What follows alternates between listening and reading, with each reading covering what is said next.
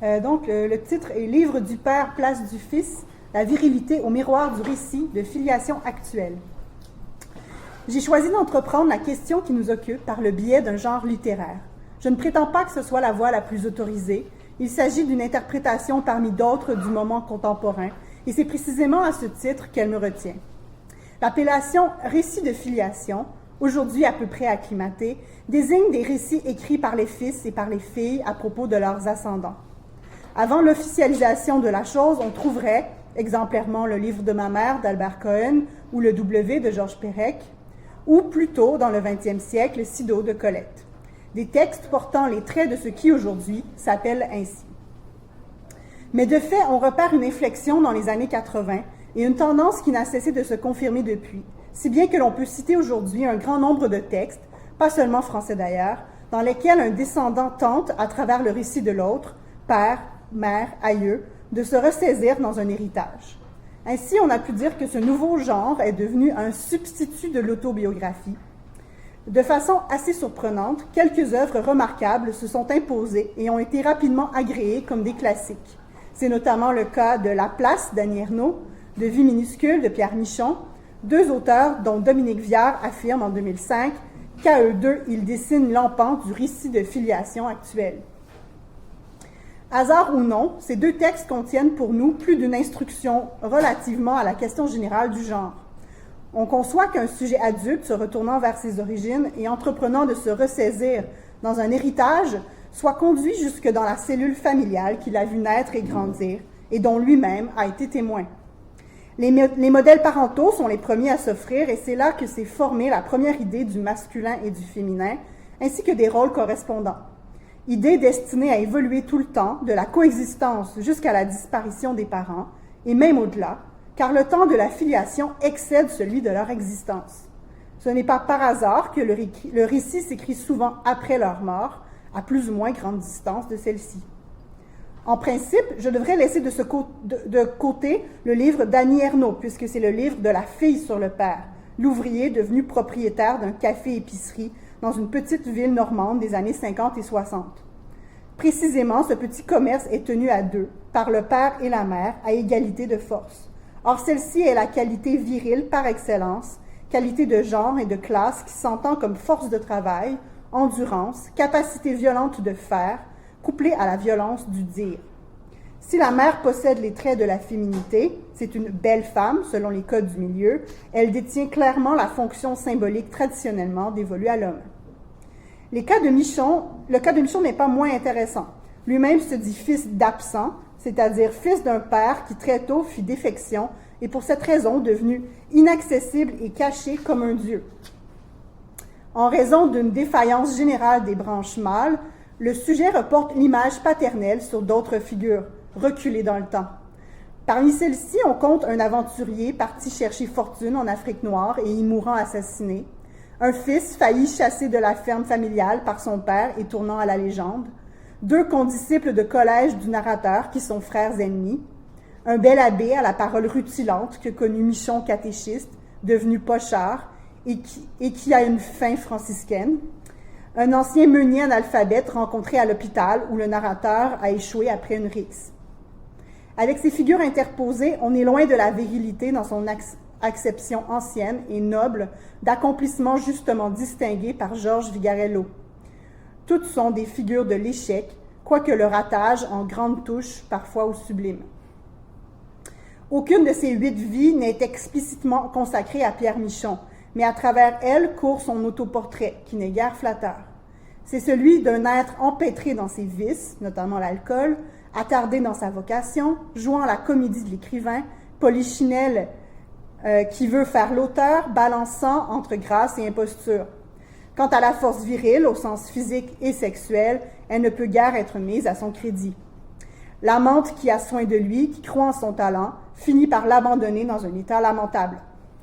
Il y a dans Vie du père Foucault cette scène où le narrateur ivre provoque dans une brasserie un matamor qui se donne en spectacle devant un public femelle. S'ensuit une joute verbale entre les deux hommes, puis une sévère correction est infligée au narrateur laissé pour mort. L'agonie verbale et physique a tourné au désastre, échouage du mâle et de l'auteur. Malgré leur prestige de classique contemporain, nous ne pouvons rester prisonniers de ces deux références et il faut tenter une vue d'ensemble qui donne une idée de la variété du récit de filiation actuel. Risquons-nous à une typologie des pères considérés comme modèle premier proposé aux fils? Sans omettre donc le cas de l'orphelin, ne serait-ce qu'en raison de l'affirmation dérangeante de Sartre déclarant sa chance d'être né d'un mort. Je cite Sartre, « Eût-il vécu, mon père se fût couché sur moi de tout son long et m'eût écrasé. Par chance, il est mort en bas âge. Au milieu des aînés qui portent sur leur dos leurs anchises, je passe d'une rive à l'autre, seul et détestant ces géniteurs invisibles à cheval sur leur fils pour toute la vie. » Fin de la citation. La leçon sartrienne n'est pas perdue et de cette engeance irrespectueuse, nous trouvons un représentant vigoureux en la personne de Pascal Bruckner. L'auteur d'Un bon fils paraît en effet prolonger le raisonnement de son aîné, je le cite, « Rien de plus difficile que d'être père. Héros, il écrase de sa gloire, salaud de son infamie, ordinaire de sa médiocrité. » Fin de la citation. L'outrance de cette tripartition peut heurter, mais il faut convenir qu'elle a une certaine pertinence rapportée au texte concret. Commençons précisément par répondre à la provocation du cas le plus outré, celui du salaud, suivant la terminologie de Bruckner. Il correspond notamment à ces pères qui portent jusqu'à la caricature les traits de la virilité. Non seulement ils font montre d'ascendant physique et explicitement ou implicitement sexuel, mais ils exercent aussi une suprématie psychologique et idéologique sur leur entourage, persuadés qu'ils sont de la vérité de leur système d'idées et de valeurs. Je m'en tiendrai à deux exemples, en commençant par celui de Bruckner lui-même. En fait de bon père, le sien fut particulièrement néfaste. Physiquement, il correspond au stéréotype de l'arien dans la propagande, grand pour les critères de l'époque, les cheveux blonds épais, presque roux, les yeux gris-bleus, le nez droit, le front large. Toutes les occasions lui sont bonnes pour exercer sa puissance et éclater dans son foyer, selon des scénarios réglés, en fait une mécanique infernale tenant du théâtre, qui a besoin d'une victime et d'un public. De ces jeux sadiques, le fils et surtout la mère sont les victimes désignées, le premier voulant sauver la première et rêvant la mort du tyran. Or, celui-ci survivra de beaucoup à son épouse et dans ses vieux jours s'imposera même à son fils, pesant hanché sur ses épaules, conformément au pronostic sartrien. Car il démontre une étonnante longévité, comme s'il était conservé par la virulence de ses passions racistes et antisémites. Il a admiré Hitler, a été volontaire du STO. Son fils le qualifie de « Gauleiter d'opérette ». Quoiqu'ironique, la formule souligne la part d'empoisonnement idéologique qui aspire à se transmettre par le lien de filiation. En vain, car le fils résiste et les engagements de Pascal Bruckner, comme intellectuel, sont nettement orientés dans d'autres directions. Sur ce fond de conflit idéologique, on pourrait suivre dans le récit Isotopie militaire.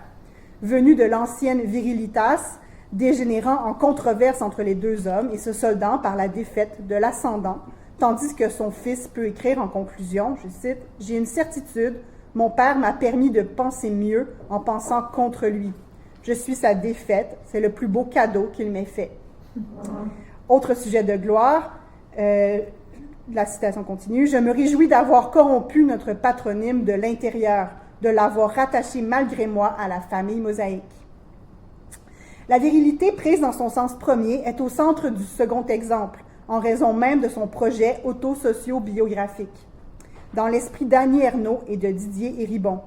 En finir avec Eddie Bellegueule d'Édouard Louis montre de manière précise comment un sujet qui très tôt reconnaît en lui sa différence, une différence n'échappant pas à son entourage, peine à vivre ou à survivre dans le milieu le plus contraire qui soit, la Picardie ouvrière, éloignée des grands centres, condamnée à la pauvreté et à la promiscuité de ses habitations.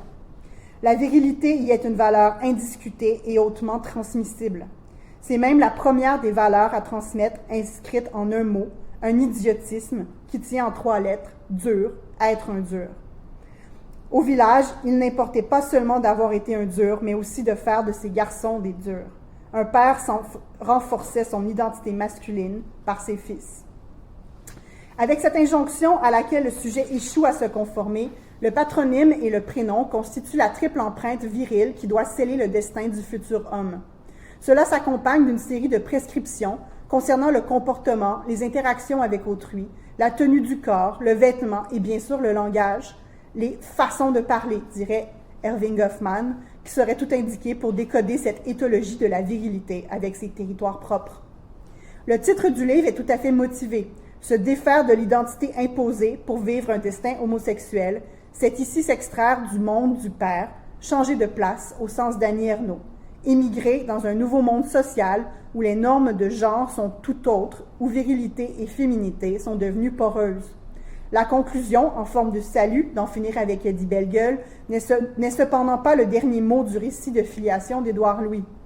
Celui-ci a récemment rebondi avec « Qui a tué mon père ?», où le fils est reconduit vers le père à l'heure où celui-ci, atteint par la maladie et victime de sa condition, est complètement dépouillé de son rôle viril. Or, que reste-t-il après le rôle, un père et un homme? Venons-en au cas moyen, celui qui s'incarne dans les pères effacés, silencieux, souvent pris dans l'ordinaire des métiers de la classe moyenne ou de la petite bourgeoisie, qui résident dans les banlieues et les villes de province. On pense à celui de Pierre Bourguignon, qui apparaît dans plusieurs de ses récits, notamment L'Orphelin. C'est lui, l'orphelin taciturne, mélancolique, empli d'humour noir, qui aspire à se transvaser au fils. À ce dernier, il laisse le vif regret de l'impossible entretien qui eût rapproché les deux êtres, dissiper le mystère de la condition héritée, si bien que le fils sera longtemps obligé de chercher ailleurs une issue et la lumière, du côté de l'autre branche, le grand-père maternel notamment, et des intercesseurs du savoir, hommes et livres. Car ce qui manque d'abord à se transmettre est une parole nette et éclairante. La diminution virile et paternelle se marque également dans le corps lui-même, engoncé dans l'habit, reculant dans l'ombre et dans une sorte d'amuisement. Le tout début de la Toussaint est fort symptomatique. Il représente ce père, plus taciturne qu'à l'accoutumée, tassé au volant de la 4CV qui, par une froide et sombre matinée de Toussaint, conduit sa famille au cimetière familial pour la triste équipée annuelle. Dans ces mêmes demi-tons, on pourrait citer le récit de Jean-Michel de la Comté, Écrire pour quelqu'un. Celui-ci s'ouvre sur la contemplation d'une photo en noir et blanc retrouvée par le narrateur et qui va lui servir de fil directeur. Il figure le père et le fils marchant ensemble dans une rue de Paris. Le premier signe relevé est insolite, c'est le cuir, celui des chaussures aux semelles épaisses du père et celui de sa sacoche, renfermant le fait de livres qu'il porte et qu'il a prématurément voûté. Celui-ci était représentant en librairie, ne se déplaçait qu'à pied car il souffrait d'une déficience visuelle. Il est de complexion chancelante et n'a connu qu'une seule femme, son épouse, qui a aimé en lui son courage. À ces limitations physiques s'ajoute le défaut d'expression que le narrateur impute à la tradition. Je cite, « gêne virile de traduire ses émotions en paroles aussi bien qu'en gestes ». Mais là n'est pas l'essentiel qui tient à autre chose, au peut-être des pères, alors nébuleux, mais aussi à une méconnaissance, une désynchronisation faisant que, se dérobant de leur vivant, ils ne se connaissent qu'après coup. La vérité d'un père s'éclaircit après quand il n'est plus, sa virilité aussi. Assurément, cette proposition, largement illustrée dans le récit de filiation contemporain, paraîtra étrange tant la virilité est spontanément associée à la notion d'épreuve, connue, publique, et à la démonstration du moment, qu'il s'agisse d'agone glorieux ou de vulgaire état. Dans tous les cas, un haut fait et une parole haute se signalent, retiennent l'attention, de sorte que le régime de représentation attendu est celui de la scène, celle qui donne à voir des êtres parlant et agissant devant nous, depuis la haute tragédie jusqu'aux interactions les plus ordinaires qui forment l'étoffe de la vie quotidienne et que les interactionnistes, à commencer par Goffman, nous ont appris à décoder comme autant de petits théâtres où sont actés des rôles, observés ou enfreintes des normes sociales naturalisées. Il faut donc poser une virilité d'après-coup, moins vue que reconnue, fût-ce post-mortem. Dans les textes qui nous intéressent, elle se propose comme vertu, conservant donc le lien avec l'accomplissement qui est au cœur de la virilitas, et on le situera du côté de la réaction plutôt que du côté de la pureté, du moins celle qui est de l'espèce exhibée. Plusieurs écrivains d'aujourd'hui, je pense par exemple à l'Africain de Leclésio, autre récit sur le père, pourraient souscrire aux formules de la Comté. Je cite, « Mais c'est aujourd'hui seulement que je perçois clairement la tendresse qui soutenait l'éducation affable et rigoureuse dont il vantait les bienfaits, désireux de me consolider face aux aléas de l'existence et trempant mon caractère, tout en essayant de faire de moi un honnête homme. Sa réalité émerge enfin du passé, dépouillée de l'indistinct qui enveloppe les pères, même lorsqu'ils se veulent proches de leurs enfants. » Fin de la citation. En dernier se présentent les héros, précisément parce qu'ils manquent à l'appel. Leur déclin, parallèle à celui des grands récits qui ont porté les générations précédentes, est l'un des traits de l'époque contemporaine.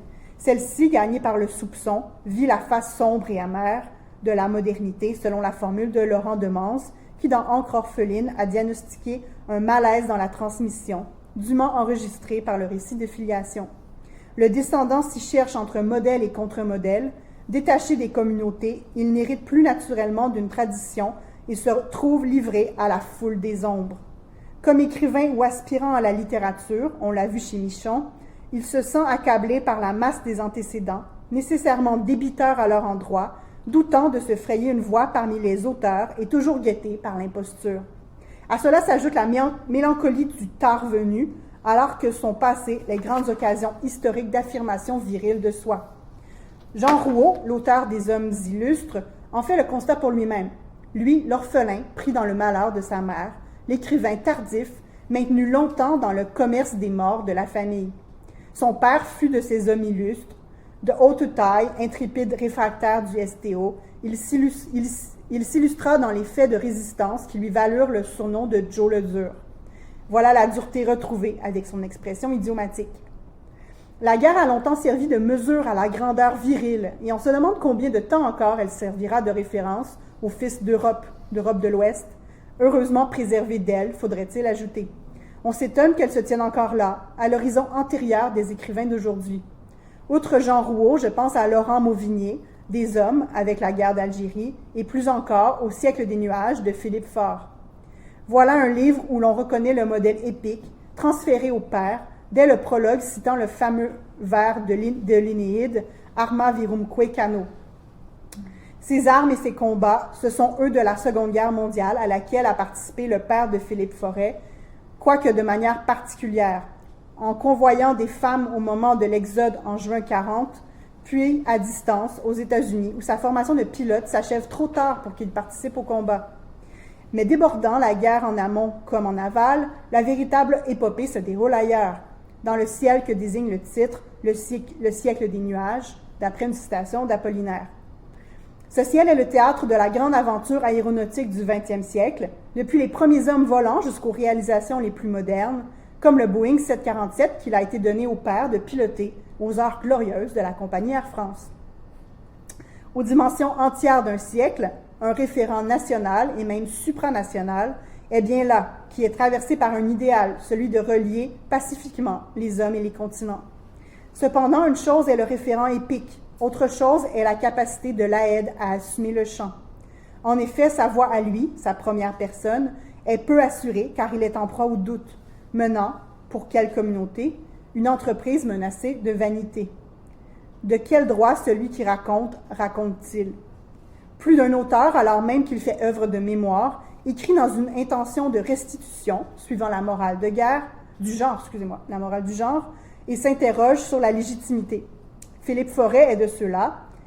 À cet égard, il y aurait au moins deux manières contrastées de considérer le récit de filiation. On peut y voir une entreprise douteuse, une sorte de captation d'existence. Je cite, « C'est moi qui me souviens, Arma virumque cano, quelqu'un d'autre que lui met des mots sur l'histoire et qui la sort du vide au fond duquel elle ne demandait qu'à disparaître doucement, rejoignant toutes les autres au sein de l'indiscernable rumeur où elles se mêlent enfin. » Ce quelqu'un qui se souvient a déçu les espoirs de son père en ne lui succédant pas dans le ciel comme pilote de ligne.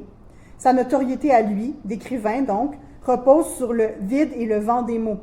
Cependant, cet être de peu de poids, bien qu'il soit au-dessous de son sujet, malgré ses doutes, son incroyance, doit cependant s'inscrire en quelque façon dans le livre qu'il écrit, quand bien même il y diminue sa place et retarde son apparition, comme actant du récit.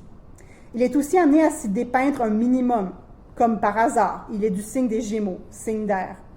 D'autre part, le sujet de l'écriture est amené à établir des correspondances, qui sont une des raisons d'être de ce genre de texte et qui relèvent de ce que l'on nomme communément l'héritage. Le legs abstrait consiste en des valeurs qui sont transmises aux descendants, comme le goût de la liberté reçu de lui. Des longs voyages dans lesquels il l'entraînait, il a tiré une leçon de souverain détachement à ces hauteurs vertigineuses où filent les avions. Cette place du Fils, auteur et responsable du récit de l'ascendant, on devine qu'il y a bien des manières de l'occuper, et l'un des enjeux du genre est précisément la négociation de ces deux places, celle du « il » et celle du « je », pour le dire en termes grammaticaux, mais c'est le cœur de l'affaire. Partage au terme duquel le livre du Père doit être, en quelque façon et à proportion du degré d'autobiographie, voulu ou autorisé, livre du Fils. Il y a là un fait structurel qui vaut pareillement pour le livre des filles. À l'opposé exact de Philippe Forêt, l'autre option consisterait à s'emparer crânement de cette place du Père et à parler à sa place. C'est exactement ce qu'a fait Pierre Pachet dans Autobiographie de mon père, par un coup de force rare mais justifié. Il explique avoir été habité par les paroles et la voix de son père. J'avais cette voix en tête, je n'avais même qu'elle, elle était en moi, la voix la plus spontanée. Dans ce parti extraordinaire, il faut voir, poussé à son extrême limite, la capacité humaine à se projeter en autrui, capacité que, nous dit Pachet, son propre père possédait. Cela débouche ici sur l'invention d'un « je » spécial, mixte du père et du fils. À Pierre Pachet, nous pouvons emprunter une autre réflexion qui semble trouver confirmation dans un certain nombre de récits. Je crois qu'il faut souvent 2 générations pour faire un individu. Cette formule, Pachet l'applique à lui-même, estimant que son père, doué d'une grande pénétration psychologique, portait en lui un écrivain. La vocation intellectuelle du père serait ainsi accomplie par le fils. Concluons ce rapide parcours par 3 remarques. Premièrement, la tripartition d'esprit sartro-brucknerien que nous avons suivi ne manque pas de s'illustrer, et en parcourant le corpus actuel des récits de filiation, l'amateur de typologie trouverait facilement maintes variantes intéressantes du salaud, du médiocre et du héros, et aussi, cela doit être dit, des figures qui n'illustrent aucun de ces cas. Ces 3 qualifications sont trop simples pour n'être pas complétées, corrigées, nuancées par les cas concrets. De même pour l'imposture virile, si elle était prise comme assomption culturelle globale. Deuxièmement, j'observe que le 3e tome de l'excellente Histoire de la virilité, portant sur les 20e et 21e siècles, fait une large place aux pratiques sociales décrites aux images, aux écrans, mais pratiquement aucune à la littérature. Or, celle-ci est aussi description et même ethnographie, par exemple Héribon, Édouard Louis, et porte la trace, sinon le témoignage de la virilité en crise qui est au centre de ce volume. Bien plus, elle l'interroge dans le récit des fils, qui est statutairement le récit de filiation, récit très majoritairement véridique qui se rattache à l'autobiographie ou en constitue une forme indirecte. Par ailleurs, ne perdons pas de vue que les récits de filles portent également cette interrogation. Annie Ernaux serait-il le cas d'école? Serait ici le cas d'école? De cette absence littéraire, on pourrait se consoler en notant qu'au fond, il n'y a, d'après ses œuvres, rien de très nouveau sous le soleil de la virilité. Abordée par la voie de la paternité, mais comment éviter cette voie royale, celle-ci conserve ses caractères reconnaissables. On y constate la rémanence de l'ordre ancien, comme si le monde de la transmission symbolique, toujours pyramidale, était dévolu au père. Or, les psychologues expliquent que la famille horizontale, Serge Effès, d'aujourd'hui, répond aux besoins des parents de participer ensemble au monde de la transmission symbolique. Cela signifie-t-il que le récit de filiation le plus actuel est antidaté dans ses structures mentales, ou bien que les modèles du masculin et du féminin restent d'une très grande puissance? Nous ne pouvons sauter par-dessus notre temps pour deviner dans quel esprit s'écriront demain les récits de filiation issus des fils et des filles, des actuelles familles horizontales, qui ne seront pas toutes les familles. Troisièmement, cependant, nous ne pouvons qu'être requis par la manière dont une certaine littérature contemporaine, dont le propos même est de démêler un héritage, entreprend la question de la virilité. Il y a déjà une grande instruction dans le fait, c'est la force du récit, de rapporter celle-ci à la totalité d'un parcours biographique, celui d'un sujet qui est compris avec ses déterminations propres, de genre, de classe, d'époque et de lieu.